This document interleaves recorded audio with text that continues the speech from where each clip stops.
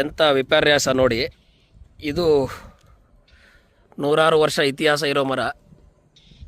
ಇನ್ನು ಎಲೆ ಎಲ್ಲ ಹಸಿ ಹಾಗೆ ಇದೆ, ಮರ ಕೂಡ ಹಸಿ ಹಾಗೆ ಇದೆ. ಕಾಣಿಸ್ತಾ ಇದೆ. ಕಿಡಿಗೇಡಿಗಳು ಈ ನೂರಾರು ವರ್ಷ ಇತಿಹಾಸ ಇರೋ ಮರದ ಬುಡಕ್ಕೆ ಬೆಂಕಿ ಹಾಕಿದ್ದಾರೆ. ಮರದ ಬುಡದಲ್ಲೇ ಬೆಂಕಿ ಉರಿತಾ ಇದೆ. ಬುಡದ ಕಾಂಡ ಎಲ್ಲ ಈಗ ಸುಟ್ಟೋಗಕ್ಕೆ ಸ್ಟಾರ್ಟ್ ಆಗಿದೆ. ಅಲ್ಲಿ ದೇವ್ರ ಫೋಟೋಗಳು ಕೂಡ ಇರೋದಕ್ಕೆ ಹಾಗೆ ಯಾರೋ ತಂದು ಹಾಕಿದ್ದಾರೆ, ಅದಕ್ಕೂ ಕೂಡ ಬೆಂಕಿ ಹಾಕಿದ್ದಾರೆ. ಪಕ್ಕದಲ್ಲಿ ಬೇರೆ ಬೇರೆ ವಸ್ತುಗಳನ್ನು ಹಾಕಿ ಬೆಂಕಿ ಇಟ್ಬಿಟ್ಟು ಮರ ಈಗಾಗಲೇ ಒಂದು ಪಕ್ಕದಲ್ಲಿ ಸಣ್ಣದೊಂದು ಮರ, ಇನ್ನೊಂದು ಮರ ಕೂಡ ಇದೆ. ಇದು ಹುಲಿಮಂಗಲದಿಂದ ಜಿಗಣಿಗೆ ಹೋಗೋ ಜಿಗಣಿ ಕೆರೆ ಏರಿ ಪಕ್ಕದಲ್ಲಿರುವಂಥ ಮರ. ಇಲ್ಲಿ ನೋಡ್ಬೋದು, ಕೆರೆ ಕೂಡ ಈ ಕಡೆ ಪಕ್ಕದಲ್ಲೇ ಇದೆ. ದುರಂತ ಅಂದರೆ ಮರದ ಬುಡಕ್ಕೆ ಬೆಂಕಿ ಹಾಕಿ ಸುಮಾರು ದಿನಗಳಿಂದ ಇಲ್ಲೆಲ್ಲ ಕಸದ ರಾಶಿ ಹಾಕ್ತಾಯಿದ್ರು ಕೆರೆ ಏರಿ ಮೇಲೆ.